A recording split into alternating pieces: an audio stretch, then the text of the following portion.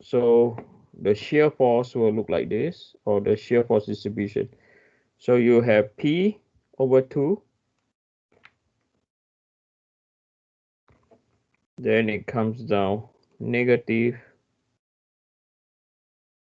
comes out by P, and then it goes horizontal, and it goes back up. Okay. So this is minus P over 2, right? So the bending moment diagram, I'm only going to focus on the positive side because it's positive bending moment. The structure will deform in the smiley face configuration, right?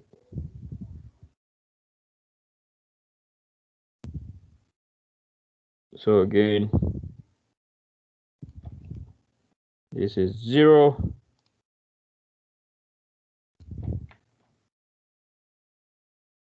48, and then 96. So positive shear means positive gradient on the bending moment diagram, and then this will come down this way, right? And the M max is equal to half of P over 2 multiplied by 48. So this is equal to 24 P, okay, pound inch. That's our moment. Okay. So now we have all this, we can start failure mode number 1. Okay, so let's look at failure mode. Okay, let's look at failure mode.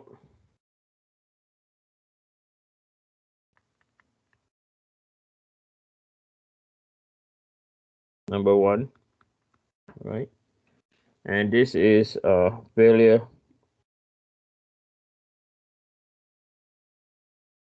of the fastener, right? So given to us is resistant force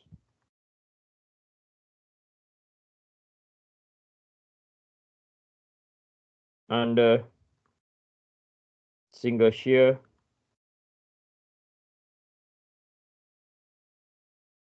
is equal to given to us is 600, right? So for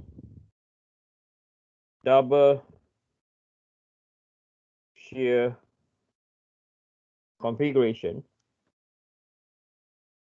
all we need to do is equal to 600, right? This is pounds multiplied by 2 is 1,200 pound force. Now, some of you will say, Eugene, why is this, right? So if you look at my previous slide, right? Is it previous slide or where I explained single shear, double shear, right? If you look at P over here, right? So for single shear, P is equal to tau multiplied by A, yes or no? If it's double shear, P is equal to tau multiplied by what?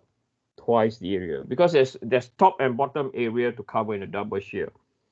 Likewise for here, that's why we multiply by 2. This is due to double shear, right?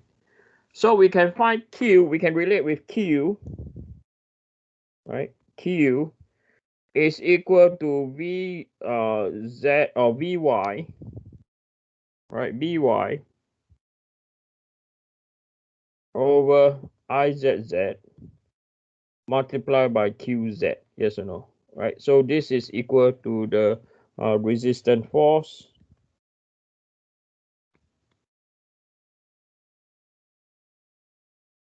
for double shear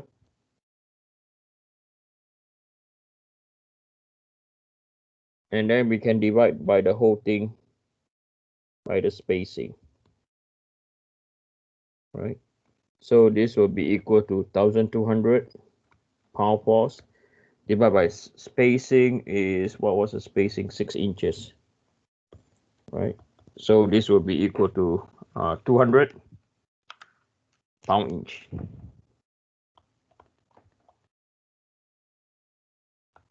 or pound per inch.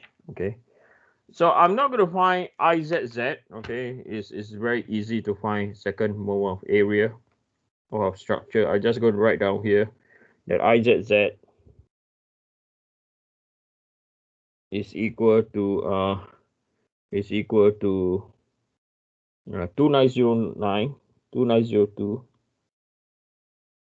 inch to power 4. Okay, so I'll put down here this is given. Okay, so the next thing is how to analyze the structure now. Okay, and that's where rule number 5 comes in. Okay, I'm going to copy the structure.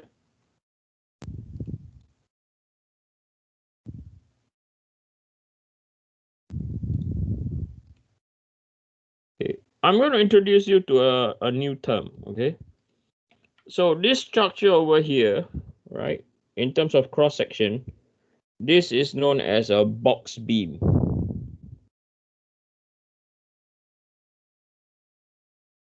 Configuration, right? Okay, all right, that's called a box beam configuration, right? So if this is our Vy, right, that's our Vy, I'm going to introduce you rule number 5. Okay, rule number 5.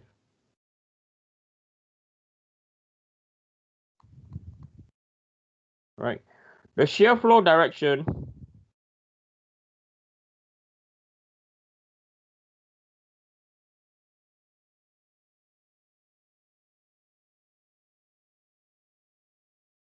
right, the shear flow direction is controlled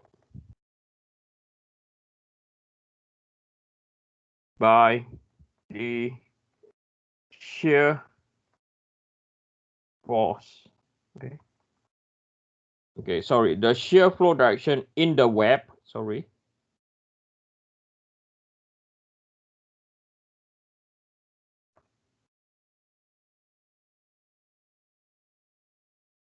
is controlled by the shear force direction. Okay, you have to remember this rule.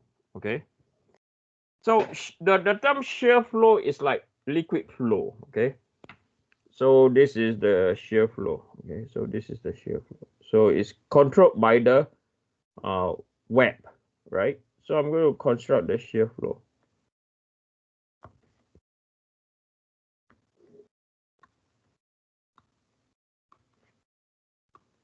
So it follows the direction of the what?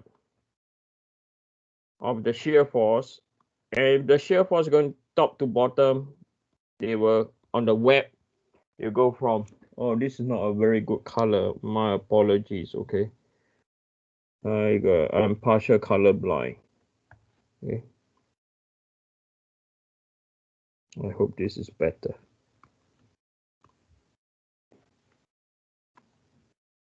This is the shear flow, but the shear flow have to come from somewhere. Yes or no? Okay. So it will come from here, from the Y, it will distribute left and right. And then from at the bottom, it'll come back to the center. Okay, so all these are our shear flow. So this is the first time you're concerned. So the way to look at it is the shear flow in the web controls the direction and is and it is dependent on the direction of By. Okay.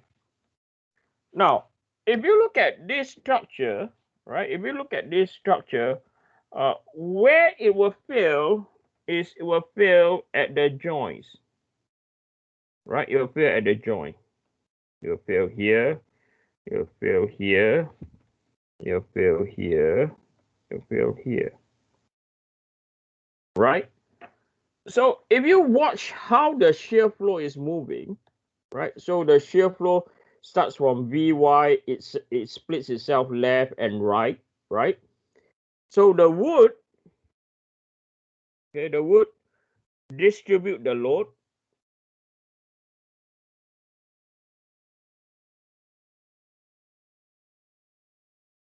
right? The fastener transmit the load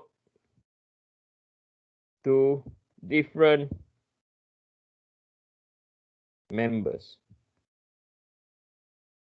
Okay, so the fastener transfer the shear flow from the flange.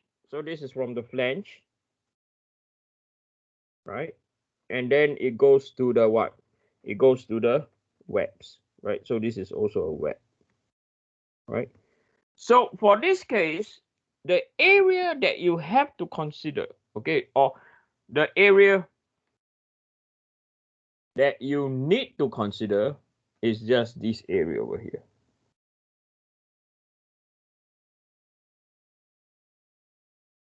Yeah, that's the area. So now, right, that's the area. So now once you know where the area to consider, then you can find the first moment of area. Okay, I know this is a bit abstract, okay, but the thing to remember, okay, is rule number 4. Let me repeat. The shear flow direction, Q, in the web, okay, is controlled by the shear force direction, right? So if this is a shear force Vy, right, this is our Vy, right? The web, the shear flow I'm highlighting in yellow now is in this direction, right? You have to know this, right? So the shear flow is like fluid flow, right? It goes up to from top to the bottom. When that's the case, right, you can see how the shear flow is being distributed, right, where I just highlighted, and then at the bottom it's coming back to the what? To the center. Okay, you can see that, right? That's the first thing.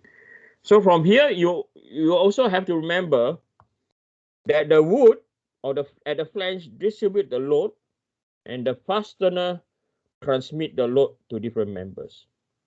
Okay, so initially from By, right, it will go to the top flange, right, and then the top flange will transmit the load or distribute the load, and then transmitting the flange to the web is dependent on the fastener.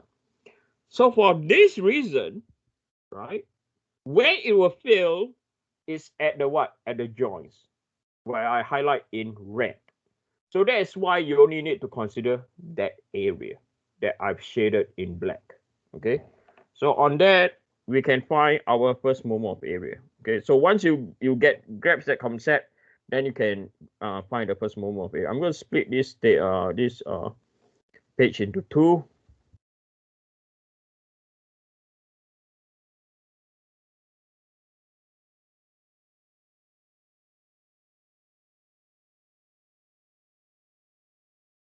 So we know that Q, right, Q is equal to 200 is equal to Vy over Izz multiplied by Qz. Okay, so now we have to find our Qz. Okay, we have to find our Qz. So I'm going to copy the figure. Okay, I'm going to paste down here. I'm going to make it small size so we can see that it's good enough. All right. So we know that Q